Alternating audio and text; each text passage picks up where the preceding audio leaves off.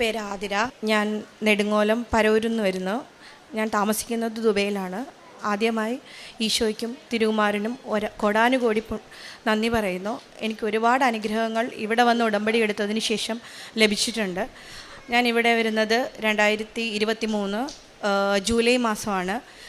ഞാൻ ഓൺലൈൻ വഴി ഫാദറിൻ്റെ സാക്ഷ്യങ്ങളും ഇവിടുത്തെ കൃപാസനത്തിൻ്റെ യൂട്യൂബ് ചാനൽ വഴി കണ്ടിട്ടാണ് ഇവിടെ വരുന്ന സമയത്ത് ഞാൻ ദുബൈയിൽ ലൈസൻസിന് അപ്ലൈ ചെയ്തുകൊണ്ടിരിക്കുകയായിരുന്നു. ഒരുപാട് ടെസ്റ്റുകൾ ഫെയിലായി നിൽക്കുകയായിരുന്നു. ആ ടൈമിൽ നമുക്ക് ഓരോ പ്രാവശ്യവും ടെസ്റ്റ് ഫെയിലാവുന്നതനുസരിച്ച് എൻ്റെ കയ്യിൽ നിന്ന് ഒരുപാട് ക്യാഷ് പൊയ്ക്കൊണ്ടിരിക്കുകയായിരുന്നു. എന്ത് ചെയ്യണമെന്നറിയാതെ നിൽക്കുന്ന സമയത്താണ് ഞാൻ നാട്ടിലോട്ട് വരുന്നത്. ആ ടൈം ഇവിടെ വരികയും ഞാൻ ഉടമ്പടി എടുക്കുകയും ഉടമ്പടി നിയോഗത്തിൽ ഞാൻ എൻ്റെ ഡ്രൈവിംഗ് ലൈസൻസിൻ്റെ കാര്യം വെക്കുകയും ചെയ്തു. ഇവിടെ നിന്ന് പ്രാർത്ഥിച്ച് തിരിച്ചു പോയി. അവിടെ ചെന്ന് കഴിഞ്ഞ് ഞാൻ ആദ്യം വീണ്ടും എൻ്റെ ടെസ്റ്റിന് അപ്ലൈ ചെയ്തു. അപ്പോൾ എനിക്ക് ടെസ്റ്റിന് കിട്ടി. ഞാൻ അവിടെ ചെന്ന് ടെസ്റ്റിന് റൂമിൽ ഇരിക്കുകയായിരുന്നു. അവിടെ ഇരിക്കുമ്പം ഒരുപാട് ആൾക്കാരുണ്ട്. അവിടെ ഇരിക്കുന്ന കൂട്ടത്തിൽ ഞാനും അവിടെ ഇരുന്ന് പ്രാർത്ഥിച്ചു. ഞാൻ അവിടെ ഇരുന്ന് പ്രാർത്ഥിക്കുകയാണ് ചെയ്തത്. മാതാവേ, ഇനി ഒരു ടെസ്റ്റിനായിട്ട് ഇനി ഈ റൂമിലേക്ക് വന്നിരിക്കാനുള്ള ഇട എനിക്ക് വരുത്തരുതേ എന്ന് ഞാൻ പ്രാർത്ഥിച്ചു. ഞാൻ ടെസ്റ്റിന് എന്നെ വിളിക്കുന്നതിന് തൊട്ട് മുന്നേ കാശുരൂപം എൻ്റെ കയ്യിൽ മുറുകെ പിടിച്ചിട്ടുണ്ടായിരുന്നു. ഞാൻ തൈലവും എൻ്റെ കുരിശു വരയ്ക്കുകയും എൻ്റെ കയ്യിലും എൻ്റെ കാലിലും ഞാൻ വരച്ചിട്ടാണ് ടെസ്റ്റിന് കയറുന്നത്. എൻ്റെ കൂടെ 4 പേരുണ്ടായിരുന്നു. ഞാൻ കാറിലിരുന്ന് പ്രാർത്ഥിക്കുകയായിരുന്നു. മാതാവേ, എങ്ങനെയും എനിക്ക് ഈ ടെസ്റ്റ് പാസ്സായേ പറ്റുള്ളൂ. എൻ്റെ കയ്യിൽ നിന്നും ഒരുപാട് അതിനായി പോയി കഴിഞ്ഞു. എനിക്ക് കിട്ടുമോ എന്ന് പോലും എനിക്കറിയില്ലായിരുന്നു. ഇതോടുകൂടി നിർത്താം എന്നായിരുന്നു എൻ്റെ വിചാരം. ഇനി എനിക്ക് ടെസ്റ്റിന് പോകാൻ വയ്യ എന്ന് കരുതിയാണ് ഞാൻ പോകുന്നത്. എന്ന് എനിക്കറിയില്ല. ഞാൻ ആ ടെസ്റ്റ് അറ്റൻഡ് ചെയ്യുകയും തിരിച്ചു വന്നു റിസൾട്ട് മേടിച്ചപ്പോൾ ഞാൻ പാസ്സാവുകയും ചെയ്തു. ഒരിക്കലും എൻ്റെ കഴിവ് കൊണ്ട് പാസ്സായി എന്ന് ഞാൻ വിചാരിക്കുന്നില്ല. കാര്യം കഴിഞ്ഞ 3 ടെസ്റ്റിനും ഞാൻ ഫെയിലാവുകയായിരുന്നു ചെയ്തത്. അത് കഴിഞ്ഞു അതിൻ്റെ ഫൈനൽ വന്നു. ഫൈനലിലും അതുപോലെ തന്നെ ഞാൻ പ്രാർത്ഥിച്ചു, മാതാവേ, എനിക്ക് ആദ്യ ഫൈനലിന് പാസ്സാവണമെന്ന്. അതുപോലെ തന്നെ എനിക്ക് ഫൈനലിലും പാസ്സായി. എനിക്ക് അമ്മ മാതാവ് ആദ്യം എനിക്ക് അനുഗ്രഹം തന്നത് എൻ്റെ ലൈസൻസ് ആയിരുന്നു. അത് കഴിഞ്ഞു ഞങ്ങൾ ദുബൈയിൽ സ്വന്തമായ ഒരു ബിസിനസ് നടത്തുകയായിരുന്നു. ഞങ്ങൾ വെർച്വൽ ലൈസൻസ് വെച്ചിട്ടായിരുന്നു ഞങ്ങൾ വർക്ക് ചെയ്തുകൊണ്ടിരുന്നത്. ഞങ്ങൾ മുന്നോട്ട് പോകും തോറും ഞങ്ങൾക്ക് സ്വന്തമായി ഒരു വർക്ക്ഷോപ്പ് എന്നത് ഞങ്ങളുടെ ഒരു വലിയ സ്വപ്നമായിരുന്നു.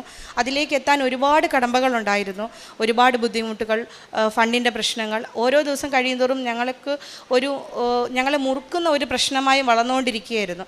ഈ വർഷം 2004 ഒക്ടോബർ മാസത്തിൽ ഞങ്ങളുടെ ലൈസൻസ് റിന്യൂ ചെയ്യുന്ന സമയത്ത് ഞങ്ങൾക്ക് ഷെഡ് കൂടിയേ തീരൂ എന്ന് ഇവിടുത്തെ ഗവൺമെൻറ് പറയുകയും ഞങ്ങൾ ഷെഡിനായിട്ട് തിരക്കി നടക്കുകയും ചെയ്തു. എൻ്റെ ഹസ്ബൻഡ് ഒരുപാട് അലഞ്ഞു ഷെഡിന് വേണ്ടി. എവിടെ കിട്ടും, എവിടെ ചെല്ലും എന്നുള്ളതായിരുന്നു. ഞങ്ങളുടെ കയ്യിലെ ഫണ്ട് പരിമിതമാണ്. ആ ഫണ്ടിനുള്ളിൽ നല്ല ഷെഡ് കിട്ടണമെന്നായിരുന്നു. ഒരുപാട് അലഞ്ഞു, ഒരുപാട് സ്ഥലത്ത് തിരക്കി. അപ്പോൾ എന്നോട് വിളിച്ചിട്ട് പറഞ്ഞു, കിട്ടുന്നില്ല, ഇനി ഞാൻ എന്ത് ചെയ്യണമെന്ന് എനിക്കറിയില്ല. അപ്പം ഞാൻ പറഞ്ഞു, വിഷമിക്കരുത്, നമ്മുടെ കൂടെ അമ്മ മാതാവുണ്ട്. അപ്പോഴത്തേക്ക് ആ അമ്മ മാതാവ് എവിടെയായാലും നമുക്ക് നല്ലത്. ഇത്രയും നമ്മളെ ബുദ്ധിമുട്ടിച്ചിട്ട് നമ്മുടെ ബുദ്ധിമുട്ടിൽ നമ്മളെ ഇങ്ങനെ പരീക്ഷിക്കുന്നുണ്ടെങ്കിൽ നമുക്ക് ഏറ്റവും നല്ലത് തന്നെ ആയിരിക്കും നമ്മുടെ അമ്മ മാതാവ് തരുന്നതെന്ന് ഞാൻ ഓരോ പ്രാവശ്യവും അദ്ദേഹത്തിനോട് പറയുമായിരുന്നു. എവിടെയാണോ നമ്മൾ നോക്കി തടലുന്നത് അവിടെ നമ്മളെ മാതാവ് നമുക്ക് ഒരു സമ്മാനം അവിടെ ഉണ്ട് എന്ന് പറഞ്ഞു. അദ്ദേഹം എൻ്റെ വാക്ക് കേട്ട് വീണ്ടും പോയി.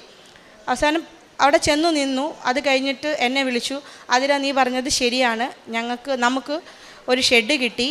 അതിലെന്തെന്ന് വെച്ചാൽ ആരും ഉപയോഗിക്കാത്ത പുതിയ ഒരെണ്ണം ഞങ്ങൾക്കായി പണി കഴിപ്പിച്ചു എന്ന് തന്നെ വേണമെങ്കിൽ പറയാം. അവിടെ ആരും ഇതിനു മുന്നേ ജോലി ചെയ്തിട്ടില്ല, ഒരു വർക്കും ചെയ്യാത്ത പുതിയ, ഞങ്ങൾ പ്രതീക്ഷിച്ചതിനേക്കാൾ വലുതാണ് അമ്മ മാതാവ് ഞങ്ങൾക്ക് തന്നത്.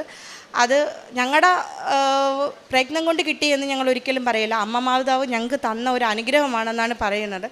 ആ ദിവസം ഞങ്ങൾ അതിലോട്ട് കയറാനുള്ള ദിവസം എന്ന് കയറണം എന്നുള്ള ചിന്തയിൽ ഞങ്ങളുടെ മനസ്സിൽ ഇങ്ങനെ ഓരോ ദിവസവും ഓരോ തടസ്സങ്ങൾ വന്നുകൊണ്ടിരുന്നു. ഇവിടെ അമ്മ മാതാവിൻ്റെ പ്രത്യക്ഷപ്പെട്ട ദിവസം അന്ന് 2:30 പ്രെയർ ഇവിടെ ഉണ്ടായിരുന്നു. ഞാൻ വർക്ക് ചെയ്യുന്ന ഓഫീസിലിരുന്നും എൻ്റെ ഹസ്ബൻഡ് കാറിലിരുന്നും ഞങ്ങൾ ആ പ്രെയർ അറ്റൻഡ് ചെയ്തു. അപ്പോഴെൻ്റെ മനസ്സിൽ തോന്നിയ ഡേറ്റായിരുന്നു ജാനുവരി 10 എന്നുള്ളത്. അങ്ങനെ ഞാൻ ഉടനെ തന്നെ പ്രെയർ കഴിഞ്ഞ് വന്ന് ഞാൻ എൻ്റെ ഹസ്ബൻഡിനോട് പറഞ്ഞു, നമ്മൾ ജാനുവരി 10 നമ്മുടെ പുതിയ വർക്ക്ഷോപ്പിലോട്ട് നമ്മൾ കയറും. അപ്പോൾ എന്നോട് പറഞ്ഞു, അത് അന്ന് കയറാൻ പറ്റുമെന്ന് എനിക്കറിയില്ല അതിര, ഒരുപാട് പ്രശ്നങ്ങളുണ്ട്, നമ്മൾ എങ്ങനെ പരിഹരിക്കുമെന്ന് എനിക്കറിയില്ല എന്ന് പറഞ്ഞു. പക്ഷേ ഞങ്ങളുടെ മുമ്പിലുള്ള എല്ലാ പ്രശ്നങ്ങളും അന്ന് തലേന്ന് വരെയും ഞങ്ങൾക്ക് പ്രശ്നങ്ങളായിരുന്നു. കയറാൻ പറ്റുമോ എന്ന് പോലും ഞങ്ങൾക്കറിയില്ലായിരുന്നു. ഞങ്ങൾക്ക് എല്ലാ പ്രശ്നങ്ങളും പരിഹരിച്ചു. ജാനുവരി 10 എന്നുള്ള തീയതിയിൽ ഞങ്ങളുടെ പുതിയ വർക്ക്ഷോപ്പിൽ തിരികൊളുത്തി ഞങ്ങൾ കയറി. അതുപോലെ തന്നെ ആയിരുന്നു എൻ്റെ ഭർത്താവിനൊരു വാഹനം എന്നുള്ളൊരു സ്വപ്നം. ഞങ്ങൾക്ക് കമ്പനി വാഹനങ്ങളുണ്ട്, എന്നാൽ പോലും അദ്ദേഹത്തിന് ഒരു വാഹനം എന്നതുള്ളൊരു ഭയങ്കര സ്വപ്നമായിരുന്നു. അത് ഓരോ പ്രാവശ്യവും തിരക്കി നടക്കുമ്പോൾ എന്നോട് പറയുമായിരുന്നു, എന്തേ ഞങ്ങൾക്ക് അമ്മ മാതാവ് അത് തരുന്നില്ല എന്ന് പറഞ്ഞു. അപ്പോഴും ഞാൻ ഇത് തന്നെ പറഞ്ഞു, എന്താണോ നമ്മളെ ഇങ്ങനെ പരീക്ഷിക്കുന്നുണ്ടെങ്കിൽ അതിൽ വലുതായിരിക്കും, നമ്മൾ വിചാരിക്കുന്നതിലും വലുതായിരിക്കും അമ്മ മാതാവ് നമുക്ക് തരുന്നത് എന്ന് പറയുമായിരുന്നു.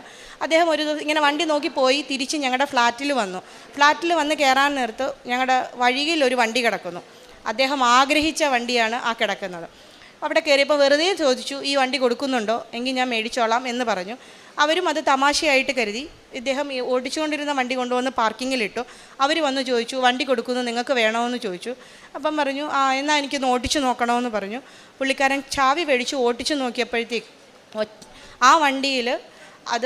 ആ വണ്ടിയിൽ കിലോമീറ്റർ എന്ന് കണ്ട് പുള്ളിക്ക് എന്തോ ചെയ്യണമെന്ന് അറിയില്ല. കാര്യം ആ ഒരു റേറ്റിന് ആ ഒരു വണ്ടി ഒരിക്കൽ പോലും ഒരാൾക്ക് പോലും കിട്ടില്ല.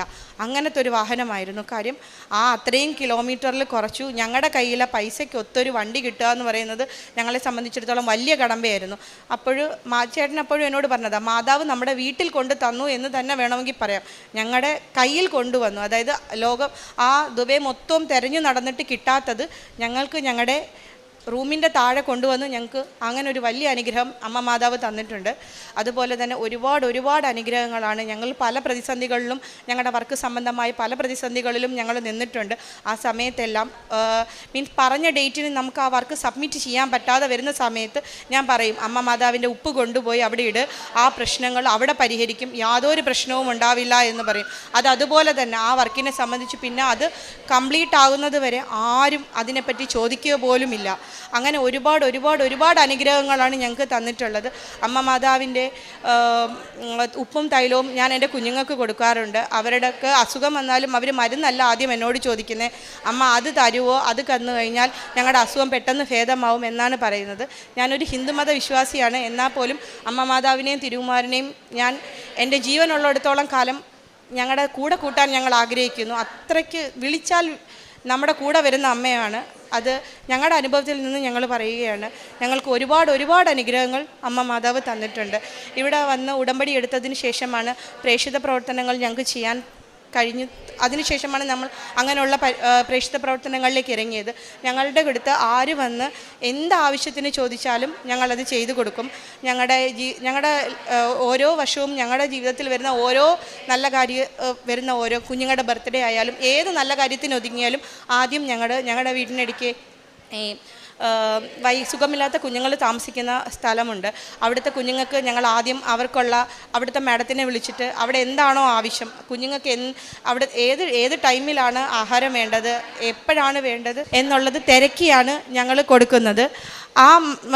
അവിടത്തേക്ക് ഓരോ ദിവസവും ഞങ്ങൾ കൊടുക്കുന്നത് ഞങ്ങളുടെ മനസ്സ് നിറഞ്ഞാണ്. ആ കുഞ്ഞുങ്ങൾ പ്രാർത്ഥിച്ചുകൊണ്ട് ഞങ്ങൾ കൊടുക്കുന്ന ദിവസത്തെ ആഹാരം സ്വീകരിക്കുമ്പോൾ ഒരുപാട് മനസ്സ് നിറയുന്നുണ്ട്. അങ്ങനെ ഒരുപാട് പേർക്ക് ഭക്ഷണമായും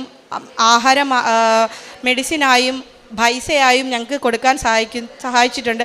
അതിനെല്ലാം ഞങ്ങൾ അമ്മ മാതാവിനോടാണ് നന്ദി പറയുന്നത്. ഇവിടെ വന്ന് ഉടമ്പടി എടുത്തതിന് ശേഷമാണ് ഞങ്ങളുടെ ജീവിതത്തിലെ ഒരുപാട് നല്ല കാര്യങ്ങൾ സംഭവിച്ചതും ഇനിയും അങ്ങനെ സംഭവിക്കട്ടെ എന്നും ഈ അമ്മ മാതാവിനോടും തിരുകുമാരനോടും നന്ദി പറഞ്ഞ് മുന്നോട്ട് പോകാനാണ് ഞങ്ങൾ ആഗ്രഹിക്കുന്നത്.